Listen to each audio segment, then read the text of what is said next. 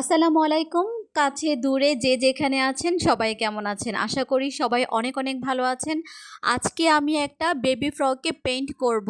আর এই baby ফ্রকটার fabrics হচ্ছে সুতি এই ভয়েল কাপড়। ফ্রকটাতে আমি আজকে অ্যাক্রামিন কালার দিয়ে পেইন্ট করব। নরমালি ফেব্রিক্সে ২টা কালার দিয়ে পেইন্ট করা হয়। একটা হচ্ছে অ্যাক্রিলিক কালার আর একটা হচ্ছে অ্যাক্রামিন কালার। অ্যাক্রামিন কালার হচ্ছে বিভিন্ন মেডিসিন মিক্সড করে তারপর ইউজ করতে হয়। আর অ্যাক্রিলিক কালার হচ্ছে যেটা রেডি থাকে, যেখানে বাজার থেকে কেনার পর আর অন্য কোনো মেডিসিন দিয়ে মিক্সড করতে হয় না, সরাসরি ইউজ করা যায়। নরমালি আমি সবসময় অ্যাক্রামিন কালার দিয়ে পেইন্ট করে থাকি, কারণ আমি যেহেতু ব্যবসায়িক উদ্দেশ্যে পেইন্ট করি, যে কারণে অ্যাক্রামিন কালার দিয়ে করি। আর সবচেয়ে বড় কথা হচ্ছে আসলে অ্যাক্রিলিক কালারগুলো যেহেতু রেডি কালার থাকে, তো অন্যজন এগুলোকে রেডি করে, তো আমার কাছে মনে হয় আসলে ওদের যে যে অনুপাতগুলো থাকে সেই অনুপাতগুলো ঠিকঠাক আছে কিনা আমি তো জানি না, তাই না, যেহেতু আমি দেখি না। তো আমি নিজে যদি বিভিন্ন মেডিসিন একটা নির্দিষ্ট পোরশন বা নির্দিষ্ট অনুপাতে মিক্সড করি, সেক্ষেত্রে আমার নিজের যে স্যাটিসফ্যাকশানটা সবসময় কাজ করে যে না, আমি তো এটা নিজে মিক্স করেছি, তার মানে রঙটা একদমই পারফেক্ট আছে এবং সুন্দর একটা অনুপাতে আছে। তো যাই হোক, এখানে আমি প্রথমে সুতি কাপড়ের যে ফ্রকটা আছে সেটার মধ্যে আমি আমার রঙটা হলুদ কালার যে ফুলগুলো আছে সেগুলো দিয়ে নিচ্ছি। এই হলুদ অ্যাক্রামিন কালার যে রঙটা, এটাকে আমি এনকে বাইন্ডার এবং নির্দিষ্ট একটা অনুপাতে রং, এই 3টা জিনিস দিয়ে মিক্সড করেছি। তারপর আমি এখানে কিছু অনুপাতে হোয়াইট পেস্টও দিয়েছি যেন কালারটা অনেক বেশি উজ্জ্বল হয় সেজন্য।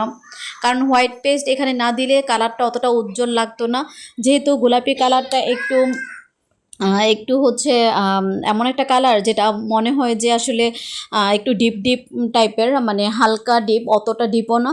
কিন্তু এই ডিপ কাপড়ের মধ্যে যখন আমি কোনো রং করতে যাব তখন কিন্তু কালারটা অত ফুটবে না। তো যে কারণে আমি কালারটা যেন ঠিকঠাক ফুটে সেজন্য আমি এখানে রঙের সাথে, হলুদ কালার রঙের সাথে হোয়াইট পেস্ট ইউজ করেছি। তো প্রথমে আমি হলুদ কালার ফুলগুলো দিয়ে নিয়েছি। তারপরে কিন্তু তারপর যখন আমার এই ফুলগুলো একটু শুকিয়েছে, তার ওপর আমি আবার হোয়াইট পেস্ট দিয়ে হালকা একটা প্রলেপ দিলাম যেন ফুলটা অনেক বেশি উজ্জ্বল হয়। আসলে হ্যান্ড পেইন্ট খুব ভালো লাগার এবং ভালোবাসার কাজ। আর হ্যান্ড পেইন্ট খুবই ইউনিক আমি মনে করি, কারণ বাজারে এত এত কাপড় বিক্রি হয় আর এক একটা দেখবেন শাড়ি হোক, ফ্রক হোক, যে কোনো ড্রেসই হোক, হাজার হাজার পিস ওরা তৈরি করে, কিন্তু হ্যান্ড পেইন্ট জিনিসটা একদমই ইউনিক। যেমন আমি যে ফ্রকটা করেছি এটার কিন্তু আর দ্বিতীয় কোনো পিস নেই। হয়তোবা কাস্টমার যদি আমাকে বলে যে হ্যাঁ আপনি এটার মতো করে আমাকে একটা বানিয়ে দিবেন, সেক্ষেত্রে হয়তো আমি বানিয়ে দিব। তার মানে কি, প্রতিটা পিস অনেক বেশি ইউনিক এবং প্রতিটা পিস একদমই, মানে কি বলবো, আনকমন, তাই না, যে কোনো ড্রেসের সাথে এটা মিলবে না। আর আমাদের বাংলাদেশে আসলে দেখা যায় দিন দিন কিন্তু হ্যান্ড পেইন্টের চাহিদা অনেক বেশি বাড়ছে। মানুষ ইউনিক খোঁজে, মানুষ খুবই ফ্যাশন সচেতন।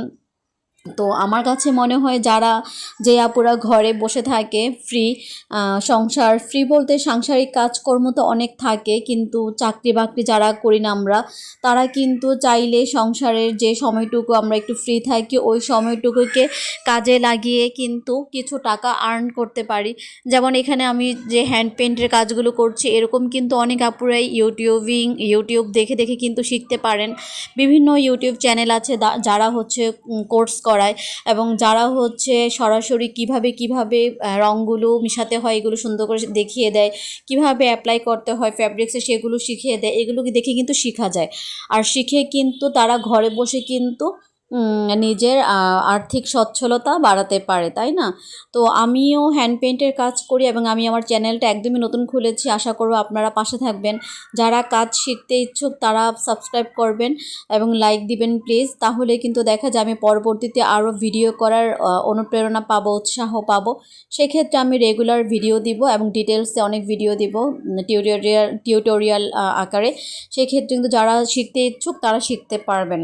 তো যারা আমার ভিডিও এত কষ্ট করে এতক্ষণ যাবৎ দেখলেন তাদেরকে অসংখ্য ধন্যবাদ এবং এভাবে পাশে থাকবেন। অবশ্যই চ্যানেলটা সাবস্ক্রাইব করে দিবেন। পরবর্তী ভিডিও দেখার জন্য অনেক বেশি আমন্ত্রণ রইল এবং অনেক অনেক ভালোবাসা রইল। আর এখন যেহেতু শীতকালে একটু সাবধানে থাকবেন, বাচ্চাদেরকে সাবধানে রাখবেন। আর বাসায় যদি কোনো বয়োজ্যেষ্ঠ থাকে